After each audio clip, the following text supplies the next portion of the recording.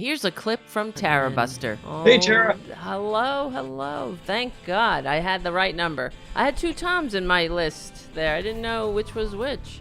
Thom Hartmann. Thank you so much for coming on the show, as always. And I just really appreciate your time. And I know how in demand you are.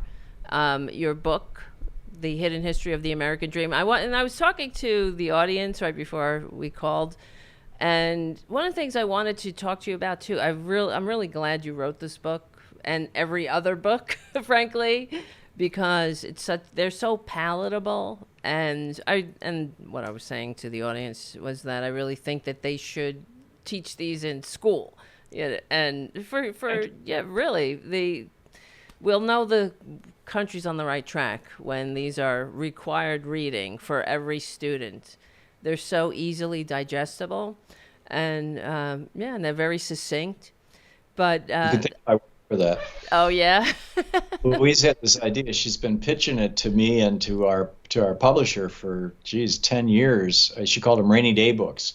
She wanted me to write some books that you could literally read on a weekend, on a rainy weekend, or even just a rainy Saturday. right. Less than 150 pages. Well documented and easily read. And that's what we did. This is the 10th book in the series, and so all hail Louise. As always, right? Yeah. The woman behind the great man, of course. Right? She The is. great woman behind the great man. So She's my yes. partner. I know. You've done so much together. It's amazing. But as far as the hidden history of the American dream, now one of the things that I've always been talking about on the show is that that we have different definitions now of the American dream. And because most people, when you say the American dream, what is that? What Democrats would say is that everyone should or at least have the access to a decent middle class life. Right. The Republicans, it feels to me that they've changed the definition of the American dream to you too can be a billionaire, and then you could treat everybody like crap. Who's not a Republican, but yesterday he was saying, "I've achieved the American dream. I'm a billionaire." Right. That's the American dream for some people, I suppose. But the American dream that I'm talking about in my book was my dad's experience. I mean, when I was a little kid, and I remember this. My dad made a living selling Rexair vacuum cleaners and World Book encyclopedias door to door, and we lived in basically a one-room house. It had a separate bathroom. There was an old shed that used to be behind a much larger house that was right next door to it. And then my dad got a job when I was around 7 years old, 6 or 7 years. I must have been 6. Got a job in a tool and die shop, and suddenly he was in the machinists union and he was making a decent salary. And within a year, we had bought a nice little 3-bedroom house in South Lansing. I mean, it was nothing fancy. It was $13,000, but it was a nice little house. It's what I grew up in. And, he was able to raise 4 boys, put us through school, take a vacation every year, buy a new car every 2 or 3 years. And when he retired, he had a pension and he was able to travel around the world. Wow. That's the American dream in my mind. Yes. And you could do that on one paycheck in 1980 when Reagan was in office, and today it takes 2.5 paychecks, 2.3 paychecks to accomplish that, which is nuts, number one. And number two, when my generation was in our 30s, we controlled 21% of the total wealth of this nation. The generation right now in their 30s control 4.6% of the nation's wealth. Wow. There's been a $51 trillion transfer of wealth from the middle class into the money bins of Elon Musk and his friends, of the top 1%, and the Charles Kochs of the world, et cetera. And it's just been a massive theft from the middle class. And so I wanted to write this book to say, here's what happened, here's who did it, here's how it happened, and by the way, this is how we can reverse it, fix it. Right. Because the middle class did not come about because a billionaire felt like trickling it upon us. It came because of policies, because of government policies that built the middle class from the ground up. And you talk about it in your book about necessitous men are not free men, and name one of your chapters. And it's this, and and what is the other quote? He said, well, this is the stuff of dictatorships. That's how dictatorships, men, that's the end of the quote, right? Yeah. Right. And your point, Tara, is brilliant. It's perfect because when capitalism is allowed to just operate without restraint, it's called laissez-faire capitalism. Leave it alone. Laissez-faire approach. Or we could call it libertarian or Republican capitalism. When that kind of capitalism happens, which is, by the way, the history of most of the last 7,000 years of human history all around the world, when that kind of capitalism happens, you end up invariably with a very predictable outcome. You have a top 1% who own 90% of all the wealth. You have a middle class that's only 3 to 5% of the population. It's the doctors, the lawyers, the shopkeepers. And then you have the 95% on the bottom who are the groaning poor. Charles Dickens wrote about this in every single one of his books. Christmas Carol, for example. People don't realize Ebenezer Scrooge was the middle class in England. He had a little tiny company with one employee and he was barely getting by. That was the middle class. And he had one employee, and that was Bob Cratchit, who was dirt poor because that was, the bottom 95%. So what Franklin Roosevelt, when he became president in 1933, the Republican Great Depression had done so much damage. Only 15% of us were in the middle class by the definitions that you and I are using. And he said, I'm going to alter the rules of capitalism so that we can have a larger middle class. He was shooting for 50% of us being in the middle class. By the way, we got to 65% of us by the time Reagan came into office in the middle class. It's down to 43% now, but because of what Reagan did. But he did it by legalizing unions with the Wagner Act, the NLRB, the National Labor Relations Act in 1935. He did it with setting a wage floor through the minimum wage. He did it a federal minimum wage. He did it by providing federal unemployment insurance. He did it by providing Social Security for retirement and old age. He did it through massive federal and encouraging state support for education, for both primary education and college, so that when my generation was going to college, we didn't have to go into debt. I mean, I only knew one person the years that I was in college who had any student debt. And he was working on his master's degree. Wow. Right. It was the only one. I put myself through, I didn't graduate, but I put myself through college to the extent that I went by pumping gas at the Esso station and washing dishes at Bob's Big Boy and working, every other weekend as a country western DJ for $2.25 an hour. And you could do that back then because 80% of the cost of college was paid for by state and federal money, and the remaining 20% was your tuition. It's completely upside down now.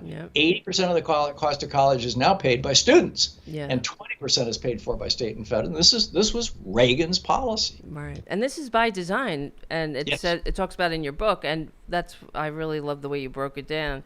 One of the chapters is on education and how the Republicans have attacked and undermined education. And I really believe that's because education, or public education, is one of the pillars of democracy.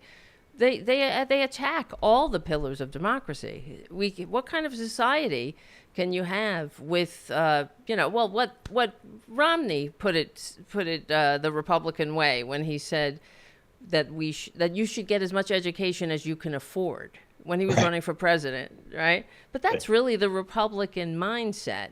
And it's the same mindset that the founders fought a revolution to overthrow. That's right. They rejected. Yeah. The first, Jeff, on his tombstone, he didn't even put that he was president of the United States. He put that he wrote the Declaration of Independence. He authored the Virginia Freedom from Religion, I forget what it's called, and that he founded the University of Virginia, which was America's first free college. Right. Not for the lords or the clergy, right? It's for average people. Actually, any white person who could get it. We have to acknowledge the times, but nonetheless, it was a major. It was a revolutionary thing for 1790 or 1800. Right. Exactly, and this is what I believe that the Democrats need to message more. It drives me insane and I appreciate what Harris is doing because she's talking about freedom, and that's what you're talking about in your book too, because this is what it means to be free. When you, like as FDR said, necessitous men are not free men. This is the stuff of dictatorship. That no wonder, You're not free if you're homeless. You're not free if you're unemployed and you can't find employment. You're not free if you can't achieve your potential through education. You're not free if you're sick and you can't get health care. It's pretty straightforward stuff. And by the way, for all those Republicans out there listening, this is the stuff Jesus talked about. Right. It's so true. But I mean, please, Jesus would be, he's too woke for them, that's Yeah, for sure. exactly. So Yeah. I don't know what Jesus they encountered, Did you but see what it's, Reverend Moody said? no. His famous, publisher of Christian publication. I think it's Christianity Today. And he said, and he's a pastor and has been his whole life. And he said that he's got, when he preaches Matthew, 5, 6, 7, the Sermon on the Mount, and 25, where Jesus said, as you do to the least of these, you do to me, feed the hungry, heal the sick, all that kind of stuff. He said when he preaches that, afterwards, he's had people come up to him and say, that stuff is too woke. Oh, and he wow. replies by saying, well, that's just what Jesus said. And they're like, well, I'm not comfortable with that. You should pay more attention to Donald Trump. Wow. Yeah. That is how he has, poisoned the blood. He's talking about poisoning the blood of the people. I mean, hey, everything's a projection or a confession. It's really, really shocking how I just, the people that see the conspiracies everywhere don't see the biggest con man right in front of their faces, just riding them. I mean, it's really pretty sad, actually. And he's running all kinds of fundraisers right now where the money's going to him instead of the party. Yeah. His campaign selling stuff and all the money's coming to him. Oh, I know. I mean, what did he, needs money. Yeah, like a cryptocurrency. We were just talking about it. Some crypto nonsense and the everything else, like the NFTs and the sneakers and the watch. I don't know if you saw Rachel Maddow did a thing. We were just talking about it on the show yesterday about how Trump is not a good businessman because the Republicans are saying that they're making a business decision voting for him and he sucks at business. But yeah, I saw that. Yeah, and she pointed it out, like the whole watch thing, the watches don't even exist. It's just a big money laundering scheme. But yes, but anyway, so to get back to the book, I mean, the American dream, there's so many things. Like FDR was brilliant, and one of the things that I appreciate is that President Biden, and I know you appreciate it too, like he's been surprisingly progressive, more than I ever imagined he would be. He's the first president since 1981 to repudiate neoliberalism, to say, not going to continue to play Ronald Reagan's friggin' game. Right. Bill Clinton went along with it. Barack Obama went along with it. The whole free trade thing, the whole, let's not really encourage unionization too much thing. Let's, if we're going to do healthcare, let's do it through big corporation. Yeah. Let's not enforce the antitrust laws. Let's not walk on union picket lines. Let's just play it safe. Yes. Republicans. And Joe Biden said, screw that. And he's the first president in American history to walk a picket line. He's the first president since 1980 to say, we're going to start bringing manufacturing back to the United States. So the first Democrat, Trump said that. Yeah. Do it. Right. He never did it. He shipped jobs overseas. Yeah, of course. And he's the first president to say, I'm going to end student debt, or I'm going to cut it as radically as I can. He's the first president to say, I want to end medical debt. Right. In 50 years. And it's an amazing turn. I mean, history is going to look back on Joe Biden very, very favorably. Yes. It's going to be, Franklin Roosevelt, Lyndon Johnson, and Joe Biden. And I hope Kamala Harris can keep it going and make a legacy as great as what he has done and what LBJ and FDR did. I hope so too. And it was very encouraging to me when Biden, when he put up FDR's portrait. All the presidents, like Trump had Jackson up there, of course, right, Trail of Tears guy, right? Yeah. Mass deportation, right, of native citizens. So, But as far as, talking about FDR, this is one of the things that I believe, he's part of his genius. I mean, and building the middle class from the ground up. And they even said it. And this is what Democrats aren't good at, is taking credit. This is what it drives me crazy. FDR said that, after the Great Depression, he said, yes, we're on our way back, but not because of some turn of the cycle of the market, because we planned it that way. So, saying that this is not an accident, that we're building this economically vibrant, upwardly mobile middle class. It's because we planned it that way.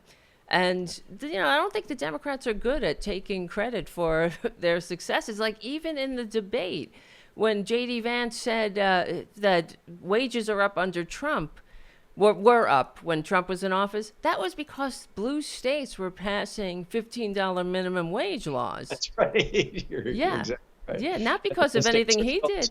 25. Right, right. Yeah, Tim Walz, it's the first time he's played in the big leagues, Right. And, he did good for who he is, where he came from, and how much practice he had. He did very good, but he's not. I think you could have said the same thing 4 years ago about Kamala Harris. I mean, her efforts were pretty, so-so. But she's really not going to. I don't know if you saw. No, she's doing great. She just took him apart. Oh, I didn't see it. No, not yet, because we were doing it. I was getting ready for the show, but people were talking about it in the chat. And Brett Baer had to use a phony edited clip of Donald Trump to try to knock down a Harris talking point, and she would not have it. Oh, that's good. Like, see, well, it's good. That's not true. Wow, awesome. Well, there you go. I mean, she's really, and like you're saying, she's knocking it out of the park because she's going into the lion's den. And he's just a little snowflake. He's so fragile. He wants apologies for things that nobody ever said to him. It's like he's always got an excuse. I don't know. It's really tedious. Did you latest cover up with Stormy Daniels? I did hear a tease but then I had to do the show. Trump's lawyers reached out to Stormy Daniels and said, "We'll give you a big discount," because they sued her. Yeah. And won court costs. So she owes Trump like $600,000. So they said to her, give you a big discount on the money that you're going to have to repay us if you'll sign a non-disclosure agreement. Oh, wow. This whole thing began with Trump trying to get her to sign a non-disclosure and giving her money to do it. I mean, it never stops. And he got convicted of it. I know. This is insane. But then they think, I was watching that, whatever the hell that was, that rally where he's swaying to the music. Yeah. It's so baffling to me. I've been wondering about that. My theory on it is that he just didn't want to take questions. That Kristi Noem probably blindsided him. He probably thought he was going to a rally, but Kristi didn't want to be the star of the show, so she turned it into a town hall that she could moderate. And he had two questions, and in both questions, he realized he had to BS his way through them because he didn't have good answers. Yeah. At that point, he just thought, screw this. I don't want to answer questions. Yes. I didn't bring my prompter with me, so let's just listen to some music. In fact, you're saying exactly what I was just saying. That, see, my father had Alzheimer's, and when the early parts of dementia, what you notice is your father too? Yeah. Oh, okay. Yes, your mother, right? And but they seem to cling to certain stories, like they always have something to fall back on, and that's what it seems like with him. He really does play one tune all the time, and he goes right back to it, no matter what they're talking about. So because he doesn't have a grasp on the issues. And I really do wish, I don't know if he was, he just wasn't feeling it. He didn't know that they were going to have questions. He doesn't know what he's talking about, So I guess he was just tired of bullshitting, maybe. But I do think, I'm not saying he has full blown dementia. He doesn't. He may have the beginning of it. It's just, I'm guessing it's somewhere between normal age related cognitive decline, which hits about half of people, as they go into their 70s and 80s. To some sort of dementia, but I don't think he has Alzheimer's. No, because he's 78 years old. Right. And I say that as a guy who's 73. Well, yes, you don't have. You're fine. Thank goodness. Yes, I know. That's one of my biggest fears. Having seen my father go through it, it's the worst, really. But I took the 23andMe. Test. I didn't have the gene, so we'll see what happens. That's good. That's good to know. Yes, but one of the things I think about with Democrats, and with the genius of FDR, especially with Social Security. Now, if Social Security was only, if it didn't belong to everybody, it would already be, it would have already been defunded somehow, and wouldn't be part of Americans' life. But the genius of FDR was that he made it belong to everyone. And I really believe, on top of the the media, I believe the media, our corporate media, the Telecommunications Act, is ground zero for why we're in this situation to begin with. The silos of information and why we're so divided. But it's also because the way that these policies are set up, that it's, if you're poor, you can get health care, or you can get education, really. But if you're not quite as poor, it's, everything is means tested. And what that does is it creates resentment for people who are a little bit higher on the ladder, kicking down on those who really have nothing, instead of, I see it in my own family. I see, and even people that claim to be Democrats, like, for example, on the exchange, I have a friend of mine who is, he makes a lot of money. He has to pay full fare for his health insurance. He works for himself. And he's saying, yeah, I got to pay full price because I got to pay for everybody else. This is what he says, right? And he's a Democrat. But this is a, when they talk about unifying the country, we have to unify the country by making, leaving no one behind. Just like public education, it has to belong to everybody. And Social Security, it has to belong to everybody. Everybody in, nobody out. That's why I really wish the Democrats would, adopt I'm really glad to see them adopting the patriotism mantle, taking that away from the Republicans, because they don't deserve, just waving a flag doesn't make you a patriot. That's all they got. They like the symbols of patriotism, but not the substance. But yeah, I just think that the genius of FDR was, well, I guess in some ways, now that I'm saying it, I'm thinking it may not have belonged to, not everybody. Oh, yeah, there you go. Yeah, I know. I think about, Yes. what a time, to be, and, I think I really, like studying FDR and studying his policies, his history, and, yeah, He's just a truly great man. Yeah, how because there's a story of how when he lived in New York and Eleanor was teaching in some tenement school, and there was a sick child that needed to go home, and she was like, "Can you take him home?" And that was the first time he had ever gone into a tenement to see where he couldn't believe how people were living. And, kind of opened his heart, too, to see.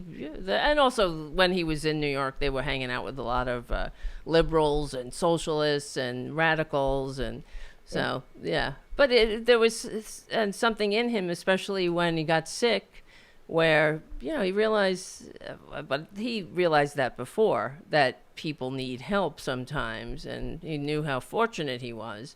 In fact, with all those policies you talk about, they were given the New Deal had a trial run in New York when he was governor, because New York was the only state that had any kind of social assistance during the Great Depression. I did not know that. Yeah, we had an unemployment insurance and, sort of like a, food assistance and like health assistance and whatnot. So.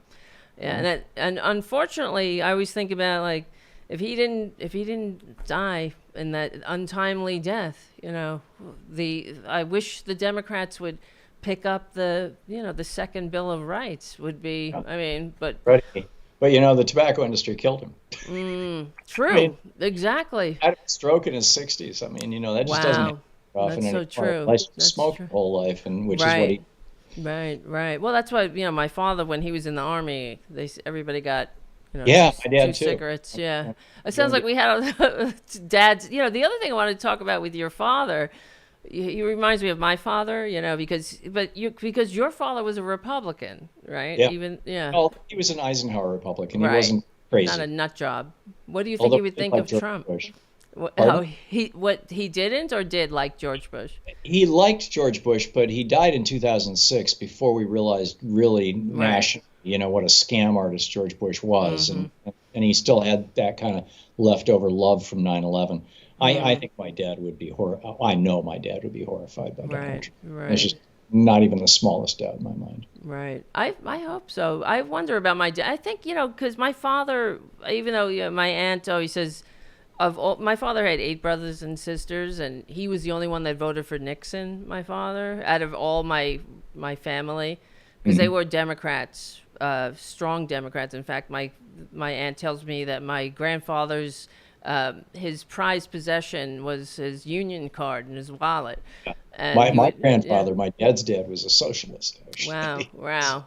Yeah, I never met my grandfather, but yeah, it sounds like there's so much in common there, and so it's such an interesting time. But my father, I believe, was really poisoned by Rush Limbaugh. He would listen to Rush Limbaugh all the time, just blaring that bullshit into his ears.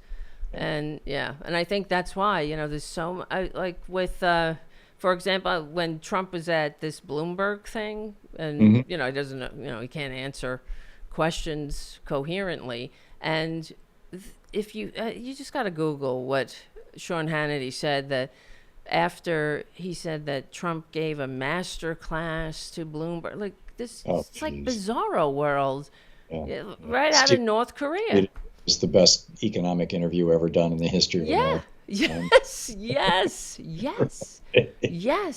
That's what I mean. It's so. How is this happening? How? Well, you've got people. You got white men mostly who hate people of color. That's it. Who don't want women to have power and compete with them in the workplace, or who are intimidated by pathologically intimidated by them, and who are very, very wealthy and are greedy. Wow. They want more money. Yeah. Right. And it's a really lethal combination, but that's what makes your Republican media star. Right. These guys are all millionaires. Right. And it really does come down to what is the meaning of an economy. That's the other thing I always think about, because is the meaning of an economy to make one guy very rich? No. Right. It's so we can all have a life, live this blip of time and in the best possible way. And isn't that the mark of a shining city on the hill that we? Yeah, that was where FDR challenged, conventional wisdom about economics and government. I mean, it wasn't a new idea. Adam Smith had written about it in Theory of Moral Sentiments back in the 1790s, but he went with it. And then Reagan came along in 1980, and his mandate was to reduce the size of the middle class, because Republicans at that time thought that all the upheaval of the 60s was the result of the middle class getting too big and too uppity. And so Reagan came into office, 2/3 of us were in the middle class. Now it's 43% of us. And, because of the things that Reagan did around healthcare and education and everything else. I mean, it's tragic, really. It really is. This 40-year experiment that we've been. Right. Well, that's why what your whole series of books are so important, just to solidify that, to get that, succinctly out there. And I really hope that people read them all. And I do my best to spread the word. I listen to your show all the time, and you're doing amazing. I mean, of course, you know that already. I think this book is the best of the 10 of them. It's my favorite. It's the tightest, really. It's kind of focused on one thing. So what do you think, though? Is there hope? Because I get overwhelmed sometimes, wondering. I'm pretty optimistic, actually. Yeah. I don't think the polls are capturing pissed off young people, particularly young women, and women of all ages, for that matter. I don't think that the polls are accurately measuring what the turnout's going to be. And when we look at the numbers, like in Georgia, the highest turnout they'd ever had for first day of early voting was 150,000, and it was over 300,000. Yeah. I think we've got some good news coming. I hope so. Yeah. Wrong? After 2016, I don't make predictions. I know. I hear you. Because even they were saying that day, I remember looking at that Nate Silver blog, and it was a 90% chance Hillary winning. And then, of course, we watched it all unravel. 90%. I mean, he should really hang up his hat after that. But between Jill Stein and Vladimir Putin. Oh, yeah. well, kind of another one. Jill Yeah. Stein, my God. That's She- what I'm saying. It's like, what? Yeah. Don't you have any shame, lady? Like Jill Stein again? That's the thing, she rears She's up. destroying a great party is the sad thing. I mean, the Green Right. Party has a lot to contribute. And before she came along, the Green Party was actually getting stuff done. I mean, the Green Party is almost solely responsible for several hundred communities in America having instant runoff voting and for a fair amount of green legislation over the years. But, Wow. since Jill Stein has been running it, their membership has dropped by about a little less than a third. And, it's just been the Jill Stein vanity show. Right, because people see through it, and they don't want to be a part of it. It's a shame. She's really denigrated the whole party. Sorry that they don't see that. But for what you were talking about with the polls, I know you got to run and all, but I was reading I saw somebody being interviewed at the Midas Touch, and he's a pollster, and he's saying that. I can't remember his name, but you could just Google it. But he was saying that every presidential election cycle, there are Republican polling apparatus that spring up. One is called Patriot polling, and they have these all names like that. These are fake polling institutions. Right. Yeah, to increase. I think is they're seeding the ground for Trump's claims that the election was stolen. Absolutely. So be angry and outraged, and we'll have probably a state-based version of January 6th. Yeah, that is exactly what they're doing, and they're skewing the polls. They're only in the battleground states to skew the polls, so Trump will have a pretext to claim fraud, and he'll do it anyway. But yeah, they're there. It's just so shocking how many people are. It's so American. Right. But there's so many people who are eager to help him. Like when just watching Kristi Noem sir him. Oh, lady, do you have any dignity? She's got she's still living down having shot her dog in the face. I guess she's trying to, I don't know. How do you make amends for that? She has at least one friend now. Right. One fake friend who will throw her under the bus as quick as he can. Yep. Quicker than she could drag another dog into that pit. So, right. Well, Thom, you're amazing. And what are you going to, this is a silly question. What's next as far as... I don't know. I've got another week of book, interviews and when it's all done, Louise and I are, and after the election, Louise and I sit down and figure out what the next book will be. That's or if great. it will be a next book. This is, I think, the 35th or 6th book that I've got in print. So wow, it's I can't even thank you enough. They're gonna have history. Well, history is gonna be kind to you too. So.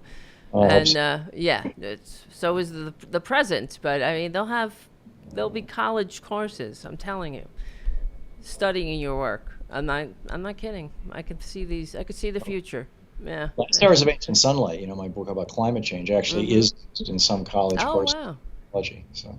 Right. I read your book even before. Bragging. I'm sorry. No, brag away. That's great. What was the one, The Prophet's Way? That was the first book I read that you wrote. Yeah. It's about spirituality. Yep. That's way off topic. Yes.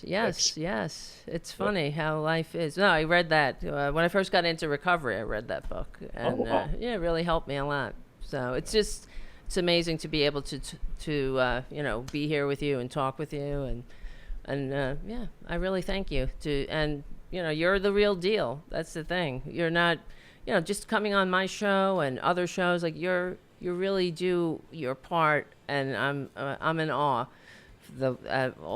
You're generous with your time, and you're just an incredible person. So I'm very lucky to know you a little bit and have you come on the show. I really am. So I appreciate it. And say hi. You.